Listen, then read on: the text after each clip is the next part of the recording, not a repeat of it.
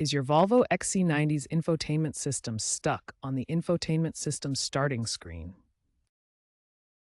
This issue, common in 2016-2023 XC90 models with the Census Connect system, is often due to a software glitch. Incomplete boot sequences caused by corrupted cache files or interrupted updates. The quickest solution is a force restart. Press and hold the power button on the center console for 10 to 15 seconds until the system shuts down and restarts.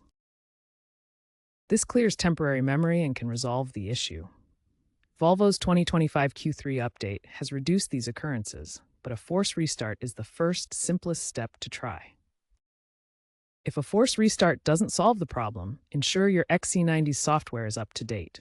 Check for updates via the Volvo app or your dealership, as incomplete updates can cause the issue to persist. Underlying hardware issues like faulty USB ports or integration with the vehicle's CAN bus network might also be the cause. The CAN bus network handles communication between vehicle modules. For chronic cases, especially if you have a 2021-2022 model, consider visiting a Volvo dealership. Volvo issued voluntary recalls for certain models, offering free diagnostics and forced restarts. If problems persist, professional intervention is crucial to avoid voiding warranties.